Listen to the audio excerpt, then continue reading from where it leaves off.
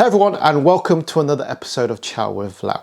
And today I'm going to transport you way back to my childhood, to a dish that has so many memories for me and my family. I'm going to be showing you how to make beef in Cantonese sauce in a crispy potato bird's nest.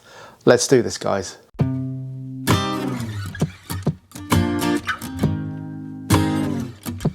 So the first thing I'm going to do is prepare our meat. I've got a nice piece of rump steak here. I love rump steak for this kind of recipes.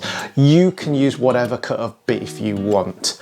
You can use fillet steak if you want, that's getting a bit pricey, or you can use a cheaper cut of a roast, which you can velvet like I'm going to velvet this piece of beef, and that's going to make it nice and tender as well.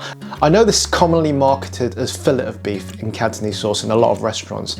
I don't actually think that a lot of these restaurants use fillet steak because that's a very expensive cut of beef. What they'll do is the same as I'm doing here and velveting the beef to make it really tender, so when you eat it, it melts in the mouth, and it could be fillet steak. When you've added all the flavours together, it doesn't really make a lot of difference.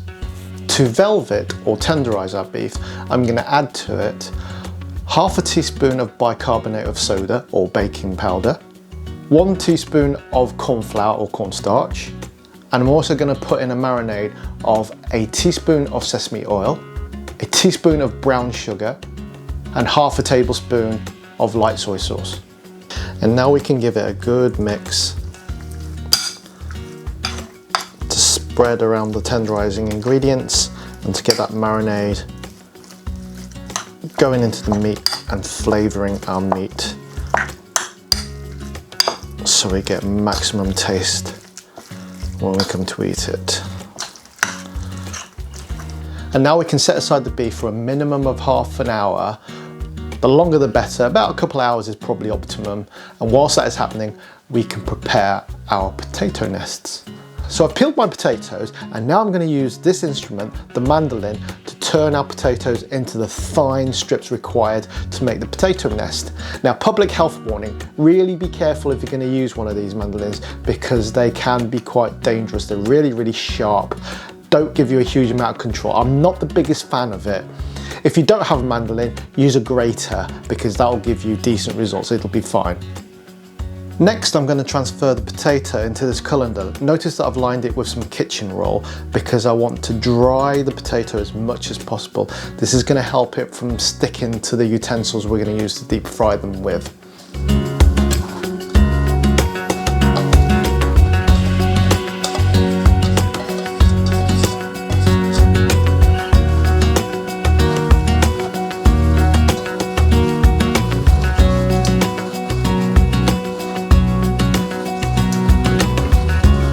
Now it's time to put the potato into our frying spider, and we're going to press it gently into it so it retains that classic bird's nest shape. It doesn't have to be absolutely neat because bird's nests aren't neat, but what we need to do is put enough pressure in it so it retains that shape as it fries. The natural starch in the potato should glue it together as it fries, and then it becomes crisp and rigid, and that's what gives us our bird's nest. So onto the deep fry for the nest.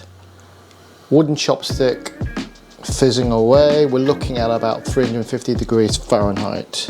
That's what we want. Yep, fizzing away. To help keep the bird's nest, I'm using a sieve and pushing it down to keep that concave shape. I'm gently going to lower into the oil. Be careful with this and do not overfill your pan.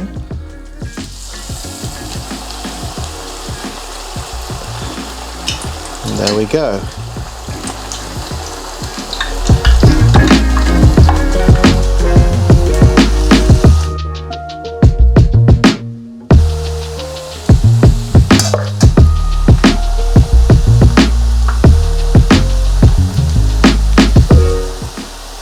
Gently swirl it around, make sure it starts to cook evenly all over. After a few minutes, we should get that nice crispy golden brown colour that we're looking for. There you go, we're getting there.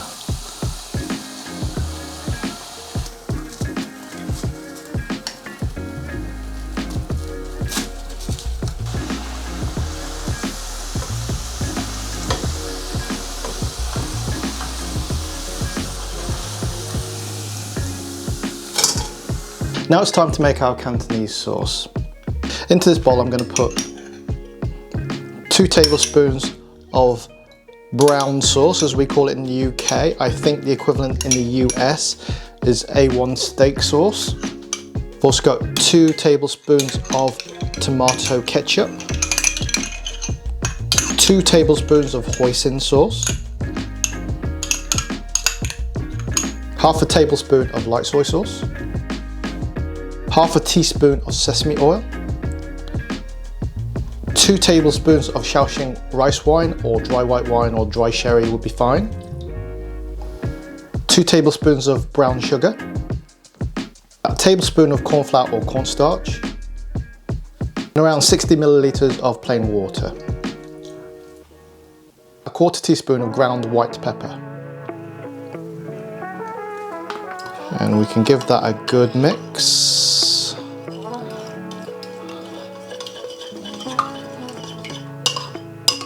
There you go, that's ready. Right guys, we're on the home straight now, the stir fry.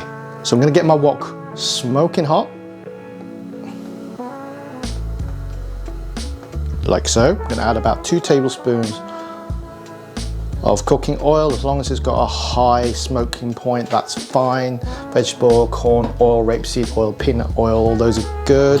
Don't use sesame oil or olive oil because they will burn. I'm gonna pop my beef in, like so.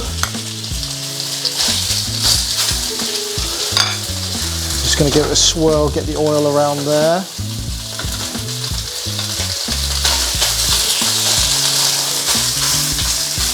Let it sear, don't disturb it any more than you have to. Spread it out, leave it. Touch more oil. Should have a really hot flame, we shouldn't turn it down. We should keep that wok as hot as you can. Okay, now we can start to just sear the other side.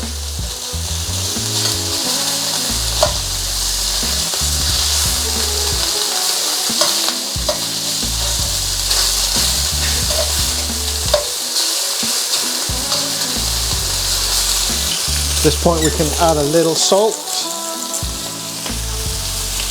a little bit of pepper, ground black pepper for this bit, and we can also add our half finely sliced onion. Toss that in. We don't want to overcook the onion, we want that to have a nice crunch, keep it crisp. Retain all those flavours. Toss. There we go. This bit doesn't take very long at all, guys.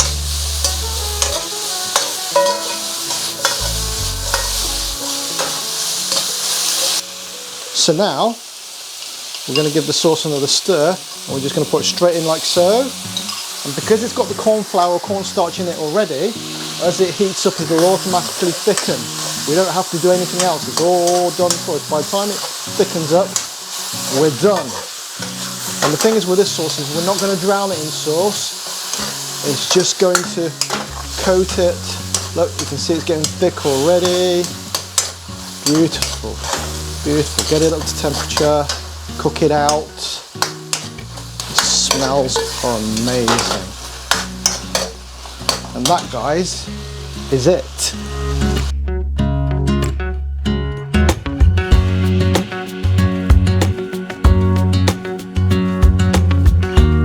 Check it out, guys. Now this takes a little bit more effort than most of the dishes I'd put on the channel, but I guarantee it's worth it. You can hear that, right? And it just goes well with this lovely tender beef. That really takes me back to when I was about 12 years old. Amazing. First time I had this dish, just blew my mind. I'm just doing it again. Only this time, I'm making it. Now in the restaurants, they made a big nest, so everybody tucked in and shared it, right? But for home, I think it's actually better to make individual nests, because if you're gonna make one big one, you need a lot of oil to deep fry, and that's riskier, and it's probably less efficient just to do one On this, so I've made smaller ones. You can do individual portions, or you can just lay them out and people could just grab it. And it's the easier way to do it, I think. Don't mess about with big, huge potfuls of oil. It's just not worth the risk. So I think individual, definitely the way to go. Anyway, guys, thank you again so much for watching. I really hope you've enjoyed this video as much as I've enjoyed eating it. This is definitely one of my favorite dishes to make and to eat, and it's a lot of fun as well. So guys, let me know what you're doing. How do you serve your food? I know one of my subscribers, Hugh, he tends to go in, he dips into my channel and prepares these banquets of all the dishes I make. Well, not all of them, but the selection of them to serve to his friends and family. He showed me a video once. It's just, well, I was just blown away. So if you guys are doing anything like this, or dipping in and out and just making things from your own bat and then also using my recipes, that would be cool. Just let me know how you're doing it. I'm always interested. I want to know what combinations you're doing, what you're changing, what you're having with what. Absolutely fascinating, and I'm really interested to hear. So let me know in the comments below.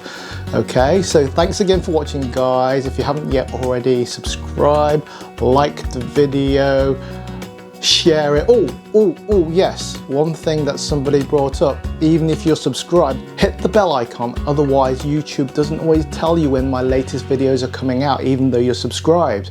If you go into that bell next to the subscribe button when you go on my channel, you can choose personalized, all, or something else, but push all, just push all, right? And YouTube will tell you every time that I launch a video for you to watch and to enjoy. Anyway, guys, again, thank you so much, and I'll see you in the next one. Take care. Bye.